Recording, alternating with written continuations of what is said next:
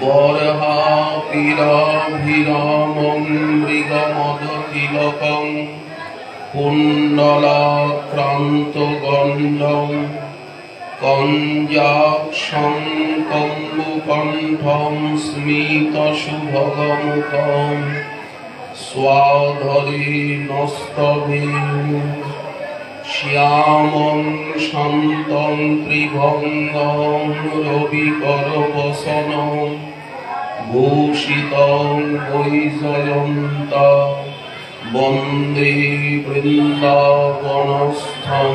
যুগতিশতবৃতং ব্রহ্মগোপালবেশং তপ্তকাঞ্চন গৌরাঙ্গী রাধে বৃন্দাবনেশ্বরী বৃষভানুসুতে দেবী ত্বাং নমামি হরিপ্রিয়ে। মূকং করোতি বাচালং পঙ্গুং লঙ্ঘয়তে গিরিং যৎকৃপাতমহং বন্দে পরমানন্দমাধবং। বাঞ্ছাকল্পতরুভ্যশ্চ কৃপা সিন্ধুভ্যৈব চ পতিতানাং পাবনেভ্যো বৈষ্ণবেভ্যো নমো নমঃ। হরি ভক্তি পরাজিত হরিনাম পরায়ণ দুর্বৃত্তা বা সুবৃত্তা বা তেষাং নিত্যং নমো নমঃ। নমো ধর্মায় নমতে নমঃ কৃষ্ণায় বেদসে ব্রাহ্মণেভ্যো নমস্কৃত্য ধর্মাन् বক্ষ্যে সনাতনम्। নারায়ণং নমস্কৃত্য নরং চৈব নরোত্তমং দেবীং সরস্বতীং ব্যাসং ততো জয়মুদীরয়েৎ। জয়রূপ সনাতন ভট্ট রঘুনাথ শ্রীজীব গোপাল ভট্ট দাস রঘুনাথ। এই ছয় গোসাইয়ের করি চরণ বন্দন, যাহা হইতে বিঘ্ননাশ অনিষ্ট পূরণ। দুর্গমে পথিমেন্ধস্য স্খলৎপাদগতে নমঃ।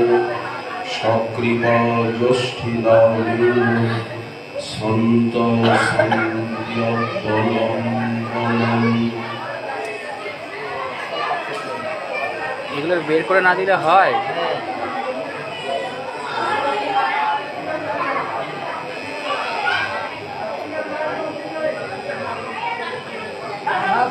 শ্রেষ্ঠ ধাম কি জয়।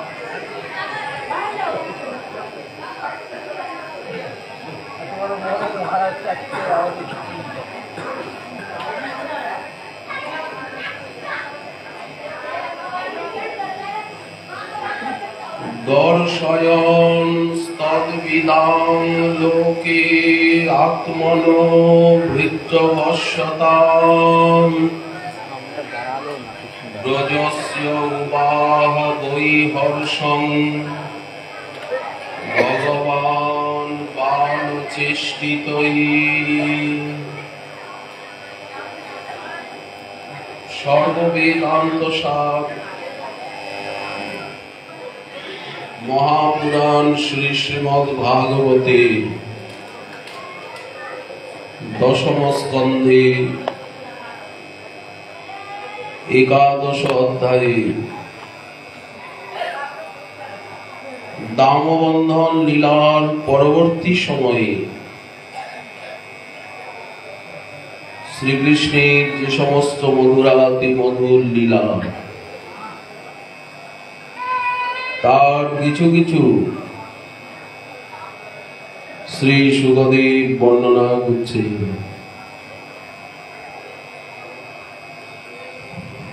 যেমন ফলবিগ্রহিণীর প্রতি কৃপা,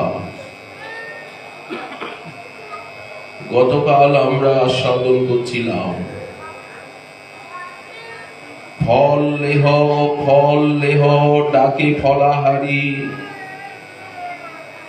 চ্যুত ধান্য শূন্য করে আইলা শ্রীহরি। পসারে ফেলিয়া ধান্য বলে ফল দেহ, চ্যুত ধান্য করদ্বয়ম।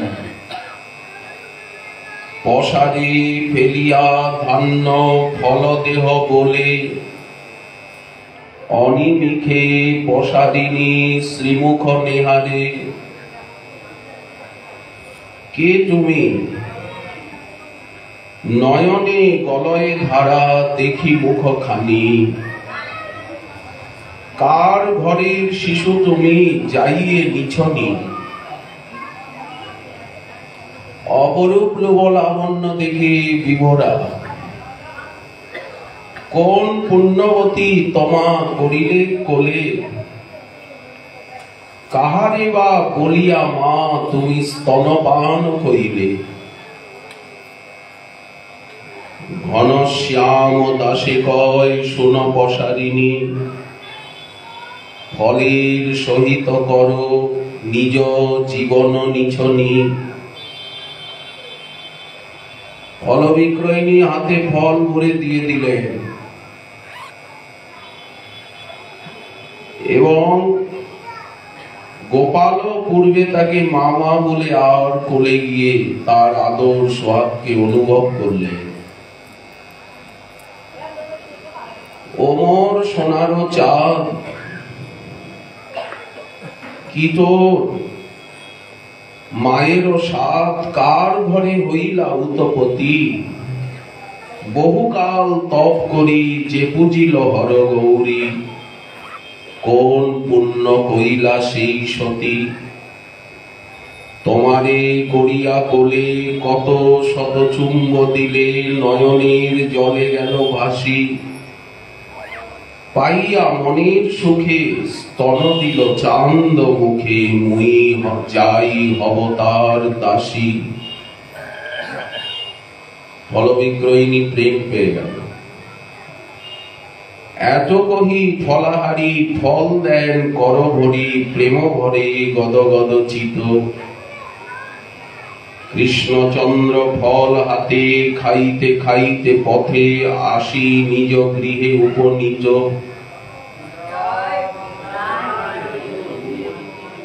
ফল দেখি যশোমতী আনন্দে না জানে কতি, খাওয়াইয়া প্রেম সুখে ভাসে।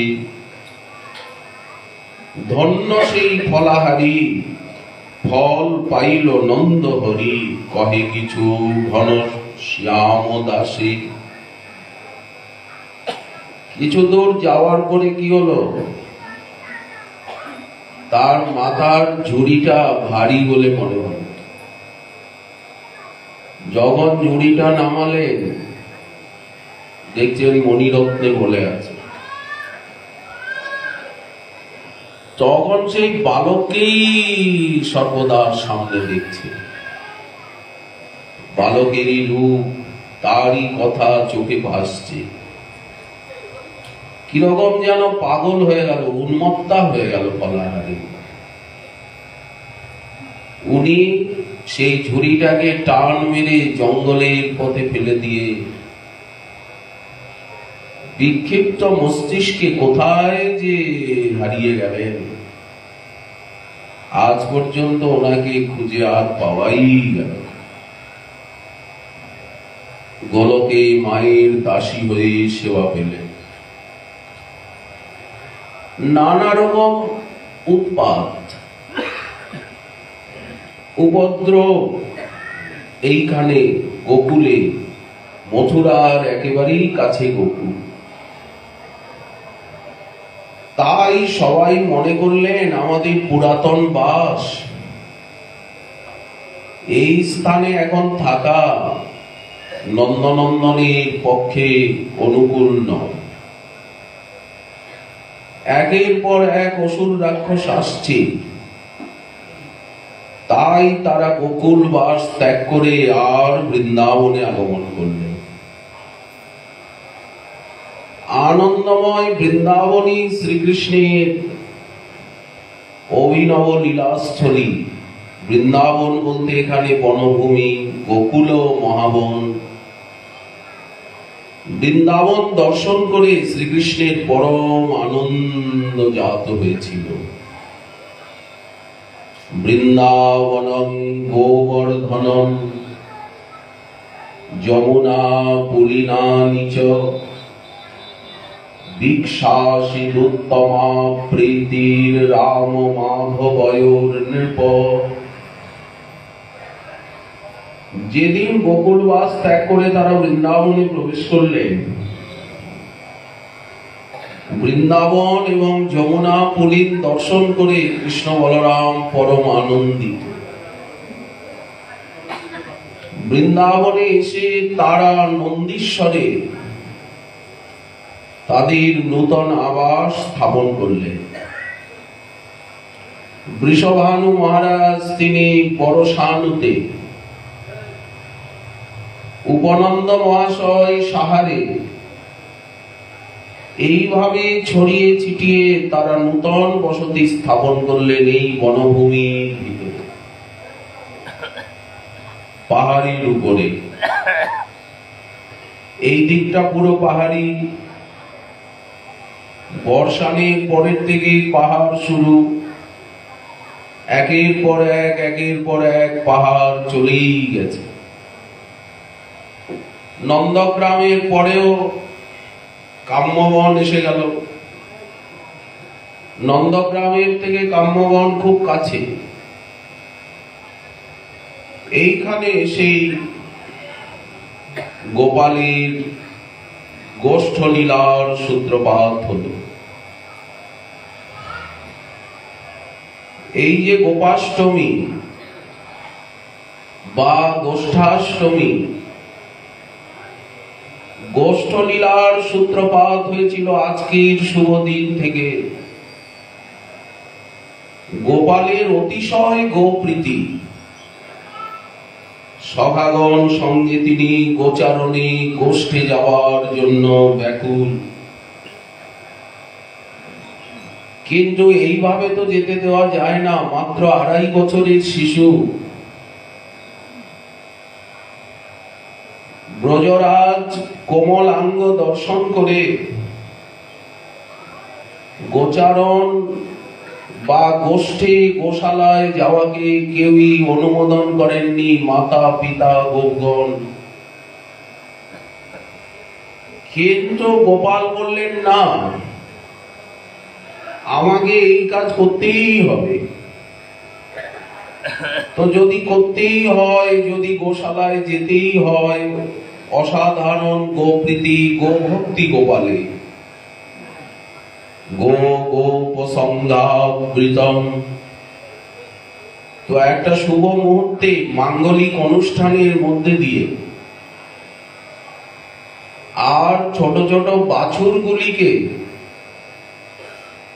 নিয়ে আর চড়া, এই অনুমতি তাকে দিতে হবে। ভাগরী শাণ্ডিল্য আদি ব্রাহ্মণগণের সঙ্গে পরামর্শ করে আজকের শুভ তিথিকে স্থির করা হল। গোপাল আজ গোদহন করবে, গোষ্ঠে যাবে নন্দীশ্বরের উপবনে। নিকটেই বড় বড় বাগিচা, সেই বাগিচায় বাছুরগুলি নিয়ে খেলবে। গোশালায় গিয়ে গোদহন করবে। মা যশোমতী বাৎসল্যের মূর্তি, তিনি চিন্তায় ব্যাকুলিত হয়ে পড়লেন। করুণ রসের আবির্ভাব হলো। মা কাঁদছে, এটা কি করে সম্ভব? আমাদের হাজার হাজার সব দাস রয়েছে, তারা গোপালনে দক্ষ, গোচারণে দক্ষ, গোপালকে যেতে হবে কেন? এটা তোমরা কি বললে?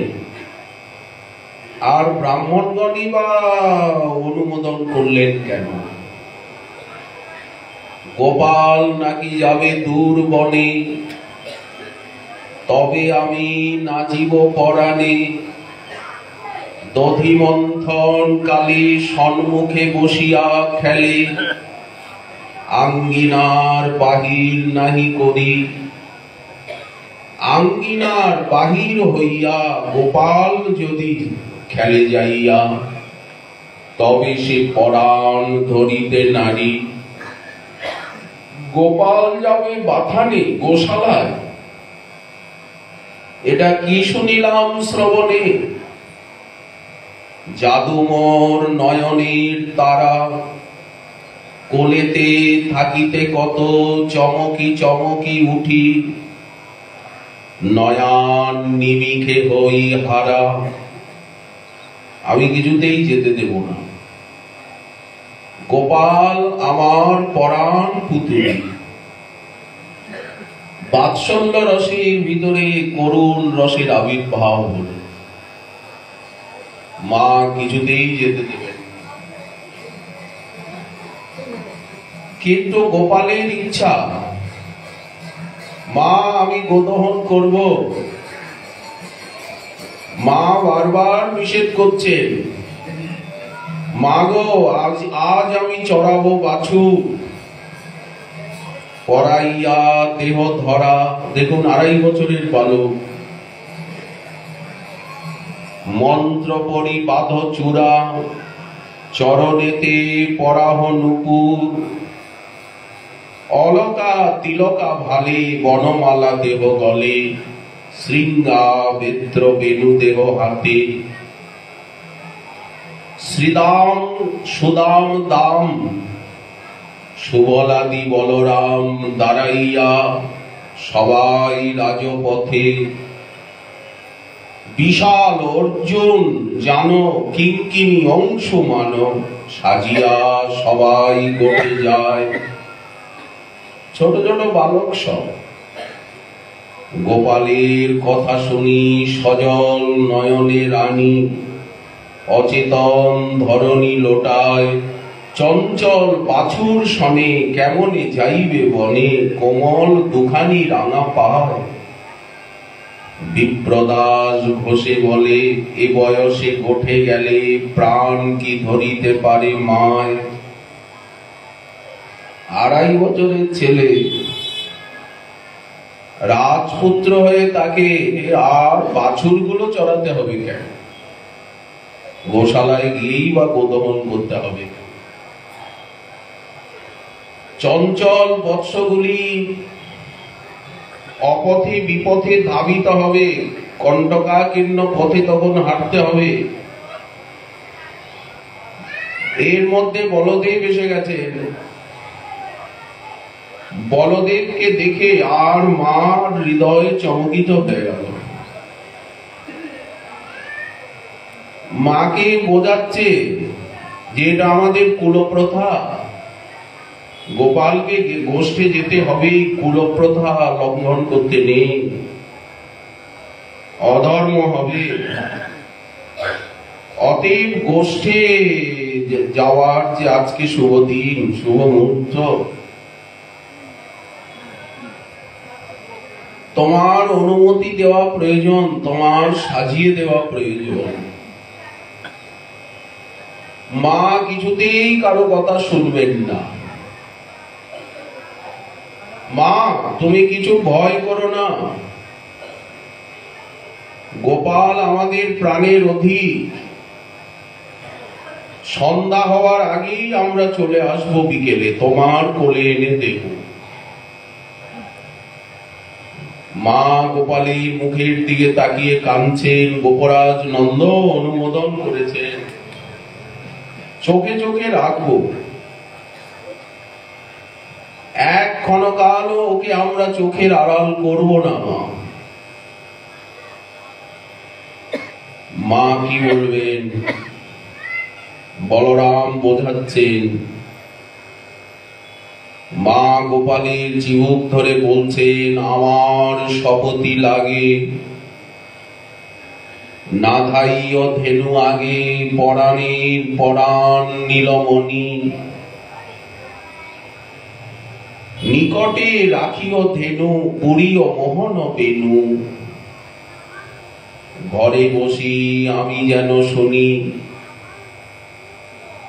শ্রীদাম বলাই ধাইবে আগে আর শিশু বাম ভাগে শ্রীদাম সুদাম তার সাথে তুমি তার মাঝে রইও সঙ্গ ছাড়া না হইও মাঠে বড় রিপু ভয় আছে ক্ষুধা হলে চাহি খাইও পথ পানে চাহি যাইও অতিশয় তৃণাঙ্কুর পথে কারো বলে বড় ধেনু ফিরাইতে না যাইও কানু হাত তুলি দেহ মোর মাথে থাকিও তরুর ছায় মিনতি করিছে মায় রবি যেন নাহি লাগে গায় যাদবেন্দ্রে সঙ্গে লইও বাধা পানুই তার হাতে থইও বুঝিয়া যোগাবে রাঙা পায় এই যে সুললিত সরস সহজ প্রাণস্পর্শী ভাষার বর্ণনা জনসমাজে কত সমাদৃত এই পদগুলো ভক্ত সমাজে মা সাজিয়ে দিলেন সাজাতে মা বাধ্য যেভাবে গোপাল অনুনয় করছে বলরাম গোপালের দিকে যোগ দিয়েছে ব্রজরাজ নন্দ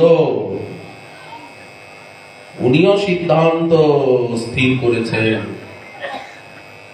মা কি করবেন অনুমোদন করলেন আজকের শুভ দিনে গোষ্ঠ বেশে সুসজ্জিত হয়ে আর গোপাল গোশালায় গেলেন এই যে ছোট বৈঠান বড় বৈঠান এইগুলি গোশালা এই অঞ্চলে সেইখানে স্বর্ণ ভাণ্ড বেদ মন্ত্র উচ্চারণ স্বস্তি বাচন আদির দ্বারা গোপালের হস্তে স্বর্ণ ভাণ্ড দেওয়া হলো গোছাদন রজ্জু গোদহন করবে রামকানাই পদ্মগন্ধি গাভী রয়েছে সেই পদ্মগন্ধি গাভীর দুগ্ধ দহন করবে দহনার কি করবেন দুই ভাই বাবা কোলে নিয়ে আর দুই ভাইকে গাভীর তলায় সোনার হাড়ি পাতা হয়েছে স্পর্শ করেছেন গাভীর বাট আপনা আপনি তো দুগ্ধ খরিত হচ্ছে দুগ্ধস্রবী পরে বাটে প্রেমের তরঙ্গ ওঠে এই লীলা আজকেরই দিনে প্রণতি করিয়া মায় চলিলা যাদব রায় আগে পাছে সব ধায় শিশুগণ ঘনবাজি শৃঙ্গা বেনু গগনী গোখুর রেণু পদগুলো কিন্তু গৌরমণ্ডলে বসে লিখছেন মহাপ্রভুর পার্ষদগণ কিভাবে এই লীলাকে অনুভব করে দর্শন করে আর লিখছেন এখানের লীলা ঘনবাজি শৃঙ্গা বেনু গগনে গোখুর রেণু সুরনর হরষিত ভেল আশেপাশে বৎসপাল পাছে ধায় ব্রজপাল বাছুর গুলো তো কি যাবে বাছুর গুলো তো এদিকে ওদিকে নেমে যাচ্ছে লাভ ঝাপ দিচ্ছে হাজার হাজার বাছুর শ্বেত বর্ণে তারপরে কৃষ্ণ বর্ণে কালো খয়েরি চিত্র বিচিত্র সব বাছুরগুলি এরা দুধ ছেড়েছে সবে মাত্র সেই বাছুরগুলিকে নিয়ে খেলা পরতত্ত্ব এখানে এইভাবেই খেলেন গোপালন লীলায় ব্রহ্ম গোপাল বেশন কোন ধামে এইভাবে গাই বাছুর নিয়ে খেলেন না উনি ধনুষ্বাণ নিয়ে খেলেন, অস্ত্র নিয়ে খেলেন, শঙ্খচক্র গদা পদ্ম নিয়ে, পাশা খেলেন, রাজা হয়ে রাজ্য পরিচালনা করছেন রামলীলায় পিছু হয়ে। কিন্তু এইভাবে গোচারণ লীলায় এই ব্রজধামে আশেপাশে বৎসপাল, পাছে ধায় ব্রজপাল, হই হই ঘনরোল, মধ্যে নাচি যায় শ্যাম, দক্ষিণে সে বলরাম, ব্রজবাসী দেখিয়া বিভোল। যশোদার ঐনিত আরতি করলেন, নবীন রাখাল সব আবা আবা কলর, ছোট ছোট বালক নবীন রাখাল, খেলা আর কিছু না, সঙ্গে দাসরাও আছে, মা পাহারাদারও সঙ্গে দিয়েছে, শিরে চূড়া নটবর বেশ। নন্দীশ্বরের থেকে একটু আগিয়ে গেলেই যমুনা, যমুনার ধারায় এসে ভিতরে প্রবেশ করেছে পারল গঙ্গা। নন্দীশ্বরের সামনেই পারল গঙ্গা, আশেশ্বর মহাদেব টের কদম, তারপরেই পারল গঙ্গা। পারল গঙ্গার সঙ্গে যমুনার ধারা এসে মিশেছে, চারিদিকে নানা সরোবর। নন্দীশ্বরের চারদিকে প্রায় 56টির বেশি কুণ্ড রয়েছে। সামনেই খদির বন, খায়রো, এদিকে বিজয়ারি, এদিকে বৈঠান।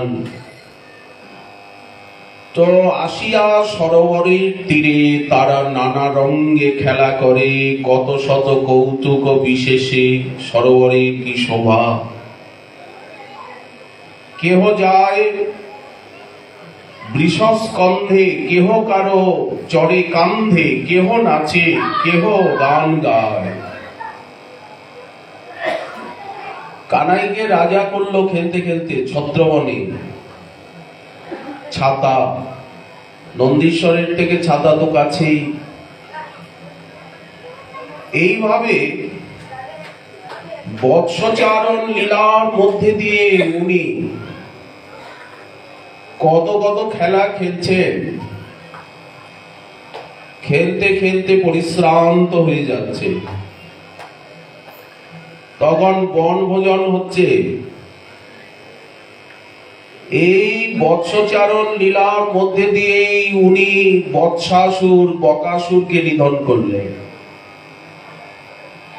যেখানে বকাসুরকে নিধন করলেন ওটাই খায়রো, খদির গ্রাম, যেখানে লোকনাথ গোসাই পাদে ভজনস্থলী রয়েছে।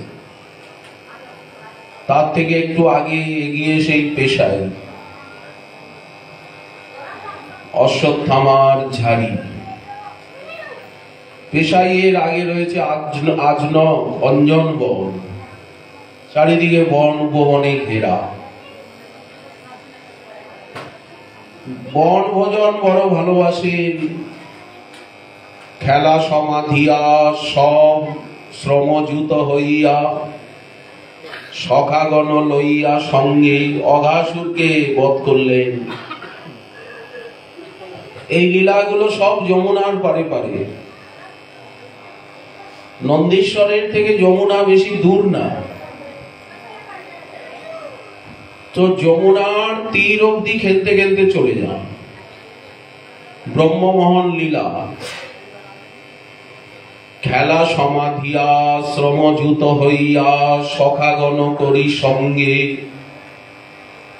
ভোজন সম্ভার ছিল ভারে ভার, ভোজনে বসিলা রঙ্গে। সেই সরোবরের তীরে কখনো বা যমুনার পুলিনে বেরি সখাগণে মাঝে করে বইসে কানু, পারি বনপাত তাতে নিল ভাব, আর জলে ভরি শৃঙ্গা বেনু। কমলের পাতা, কমল ফুলের পাপড়ি, পলাশের পাতা, তাতে দই মাখা অন্ন, নানাবিধ আচার, বনফল, টেটির আচার, লেবুর আচার, আমের আচার, নানা রকম বনফল ভোজন করছে।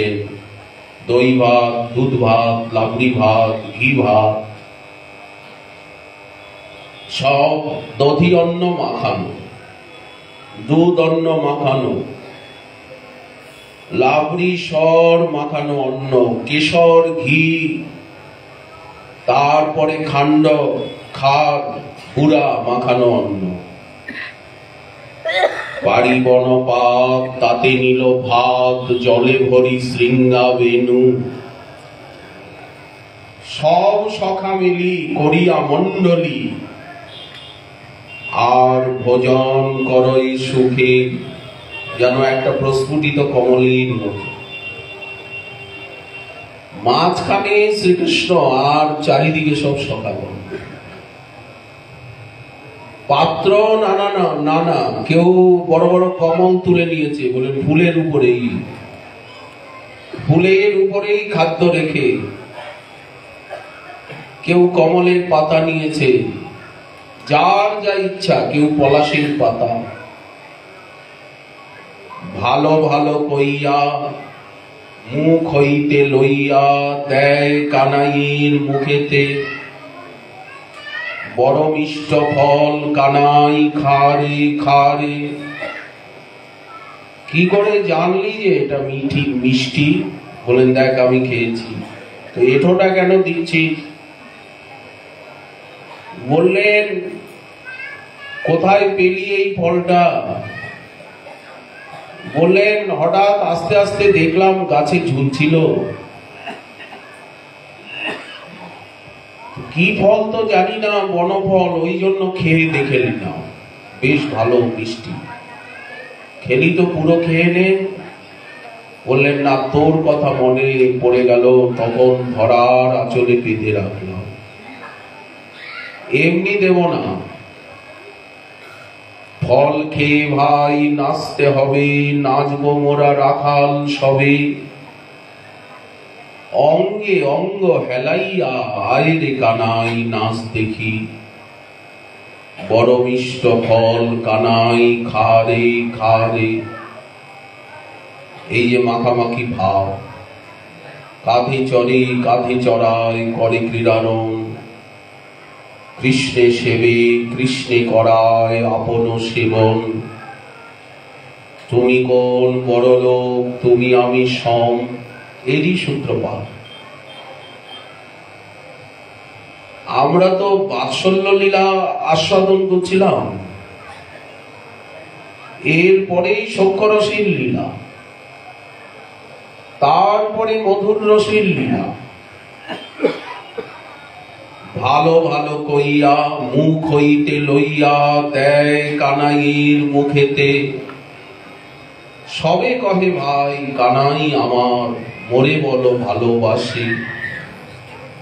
আমার সম্মুখে বসি খায় সুখে, সদা রহে মোর পাশে। এত করি মনে করয় ভোজনে, আনন্দ সাগরে ভাসে। বিশ্বম্ভর দাস মনে করি আস, রহে কানাইয়ের পাশে। তারপরে আবার পুনরায় তারা ফিরে আসছেন নন্দীশ্বরে।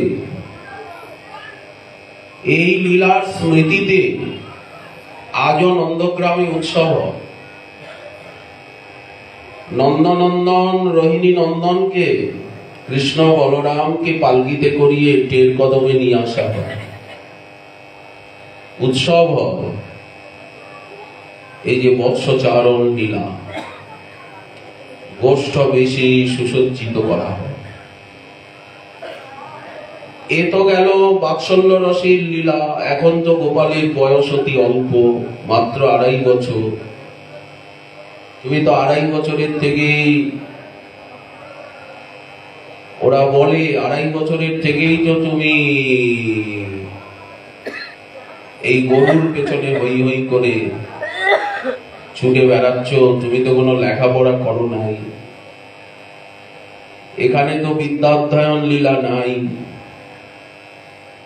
সেটা তো মথুরায় গিয়ে অবন্তিপুরীতে। ওই জন্য সকলে হাসাহাসি করে ব্রজাঙ্গনারা যে তুমি বুদ্ধির খেলা খেলতে এসো না, গায়ের জোরে যা করা যায় তাই করো। আবার আজকেরই শুভতিথিতে, সেটা অবশ্য গোপালের বয়স যখন কৈশোরে পদার্পণ করেছিল তখন রাধারানী জটিলাকে ফাঁকি দিয়ে আর রাধারানীর রূপের সঙ্গে লীলাশক্তি সুবলের রূপের খানিকটা সাদৃশ্য, রাধারানীর রূপের সাদৃশ্য আছে কিছুটা সুবলের রূপের ভিতরে, চেহারার ভিতরে। কেন যে এমন হলো তা কে জানে।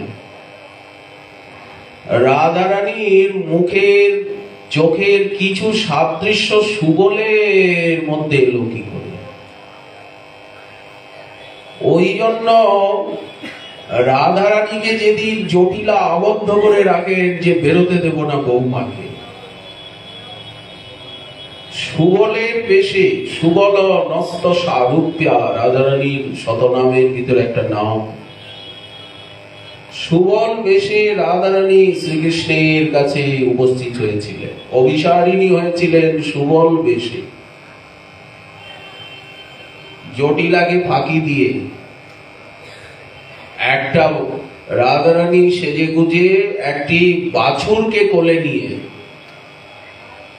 একটা বাছুরিকে কোলে নিয়ে সুবলের বেশ ধরে আর চলে গেলেন জটিলার পাশ দিয়ে। জটিলা একটু চোখে কম দেখে, উনি ভাবলেন সুবল এসেছিল ভিতরে, আর যে আমার একটা বাছুরি হারিয়ে গেছে, কিভাবে এসে গেছে তোমাদের গোশালায়। যাও সুবল, ভিতরে যাও, দেখে খুঁজে নাও। সুবল ভিতরে গেল, আর রাধারানী সুবল সেজে একটা বাছুরি নিয়ে বেরিয়ে চলে গেলেন, আর সুবল রাধারানী সেজে ভিতরে ঢুকে। আমাদের গোসাইপাদগণ বলেছেন এই লীলা, রঘুনাথ দাস গোসাইপাদ বলেছেন শতনাম স্তোত্রে। সে লীলাও আজকের দিনে নাকি অনুষ্ঠিত হয়েছিল। ওই জন্য রাধারানীকে এই বেশে সাজানো, সুবল বেশে চরম দর্শন হয়। আজ দ্বাদশ গোপালের অন্যতম, যার হৃদে নিতাই বিহরে, নিত্যানন্দ প্রভু যার হৃদয়ে সবসময় খেলা করেন, ব্রজের বসুদাম সখার অবতার শ্রী শ্রী ধনঞ্জয় পণ্ডিত ঠাকুর গোস্বামী পাদেরও শুভ নির্যান তিথি। নিতাই চাঁদের সঙ্গে সেই রাম রোহিণী নন্দন লীলা লাবণ্য ধাম আগমে নিগমে গান, যার রূপ ভুবন মোহন। এবে অকিঞ্চন বেশে ফিরে বহু দেশে দেশে, উদ্ধার কর এ ত্রিভুবন। ব্রজের বৈদগ্ধি সার যত যত লীলার, পাইবারে যদি থাকে মন। বলরাম দাসী কয় মনোরথ সিদ্ধ হয়, ভজ ভজ ধর ধর শ্রীপাদ চরণ। আজ সহজ হয়ে গেল কিনা? গোপিকার যেই প্রেম কহে ভাগবতে, একলা নিত্যানন্দ হইতে পাইল জগতে। সংসারের পার হইয়া ভক্তির সাগরে, খালে বিলে নয় যে ডুবিবে, সে ভজুক প্রভু নিতাই চাঁদে। দেয় দিন গেলে নিত্যানন্দ যেই বলে একবার, সেজন আমার হয় আমি হই তার। রাঘব তোমারে গোপ্য কই, আমার দ্বিতীয় নাই নিত্যানন্দ বই। এই নিত্যানন্দ যেই করাহেন আমারে, সেই করি আমি ইহা কহিনু তোমারে। তো নিত্যানন্দ প্রভুর সঙ্গে মহাপ্রভু আরো মহাপ্রভাবী প্রতাপশালী 12 জন পার্ষদকে দিয়ে দিলেন। বলেন তোমরা সর্বতভাবে শ্রীপাদকে সহায়তা করবে। তারাই হচ্ছেন 12 গোপাল, সবাই নিতাই চাঁদেরই শিষ্য। এই জন্য 12 গোপালের সব পরিবার নিত্যানন্দ পরিবারই। প্রত্যেকের পরিবার রয়েছে, শিষ্য প্রশিষ্য ধারা রয়েছে। সঙ্গে ভাই অভিরাম গৌরী দাস গুণধাম, সুবল সখা গৌরী দাস,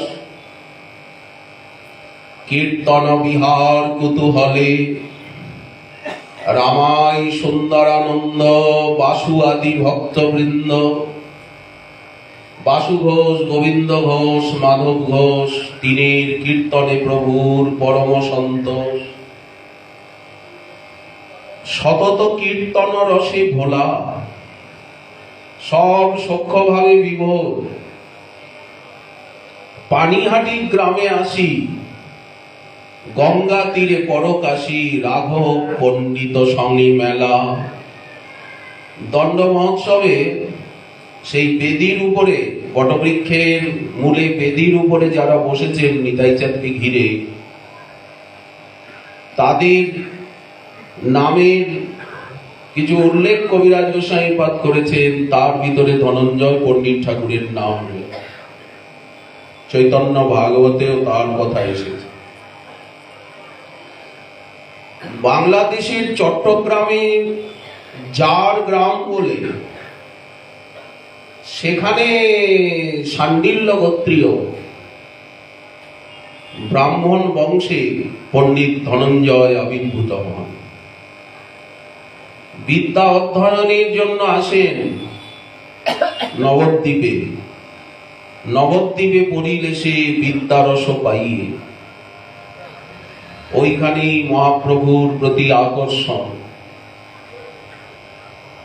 ওখানেই থেকে গেলেন। পরিণত বয়সে মাতা পিতা তাকে বিবাহ করিয়েছিলেন। ওই জন্য কিন্তু উনি মহাপ্রভুর আকর্ষণে বিরক্ত হয়ে, সংসারে উদাসীন হয়ে বিচরণ করছিলেন। এই জন্য বলা হয়েছে যে ওই বিত্ত বৈভবকে ত্যাগ করে বিলাসী বৈরাগী বন্দ পণ্ডিত ধনঞ্জয় প্রভুরে সর্বস্ব দিয়া ভাণ্ড হাতে লয়। বৈষ্ণব বন্দনায় রয়েছে বিলাসী ঠাকুর বন্দ পণ্ডিত ধনঞ্জয় প্রভুরে সর্বস্ব দিয়া ভাণ্ড হাতে লয়। মহাপ্রভু সন্ন্যাস নিয়ে নীলাচলে চলে এলেন, দক্ষিণ ভারতে গেলেন। এরপরে যখন নীলাচলে এসে উপস্থিত হলেন, সবাই আছেন। 1517 খ্রিস্টাব্দ নাগাদ মহাপ্রভু নিতাই চাঁদকে আদেশ করলেন যে 1515 খ্রিস্টাব্দে বৃন্দাবনে এলেন। তারই আগে কি তারই পরে নিতাই চাঁদকে আদেশ করলেন গৌরমণ্ডলে গিয়ে স্থিরভাবে প্রচারের জন্য। তখন তাদেরকে সঙ্গে দিলেন। পণ্ডিত ধনঞ্জয় ঠাকুরকে নিতাই চাঁদ বললেন, তুমি রাঢ় দেশে প্রচার করো। রাঢ় দেশ বড় উগ্র, কঠিন ভূমি, উগ্র ক্ষত্রিয়গণের বাস।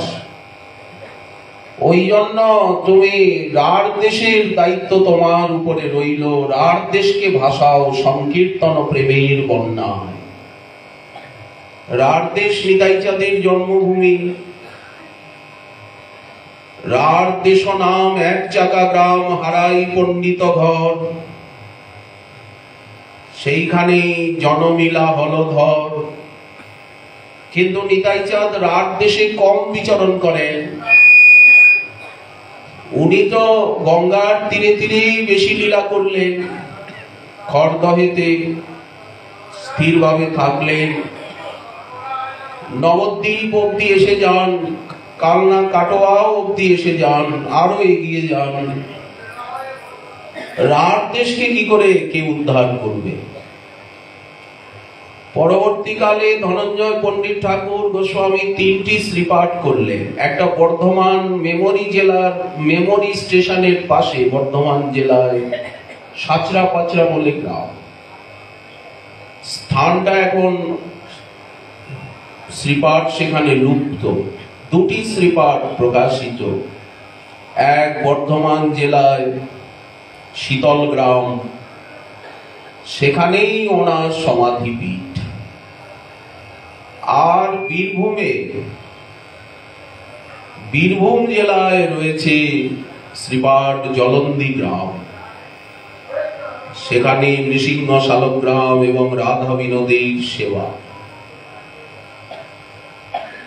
উনি পরবর্তীকালে বৃন্দাবনে এলেন, রাত দেশে প্রচার করলেন। জলন্দি গ্রামে নিজের পুত্র যদু চৈতন্য ঠাকুরকে সেবা প্রদান করে শীতল গ্রামে সেই অন্তর্ধান লীলা আবিষ্কার করলেন। ওনার সংক্ষিপ্ত সূচকও রয়েছে মহাজনে। এই আজকের শুভ তিথি, শুভ গোষ্ঠাষ্টমী, এবং শ্রীনিবাস আচার্য প্রভু, যাকে মহাপ্রভুর আবেশ অবতার বলা, যে আনিল প্রেমধন করুণা প্রচুর, হেন প্রভু কোথা গেলা আচার্য ঠাকুর। শ্রীনিবাস আচার্য প্রভুরও আজ নির্জান লীলাতিথি সংস্মরণ দিবস।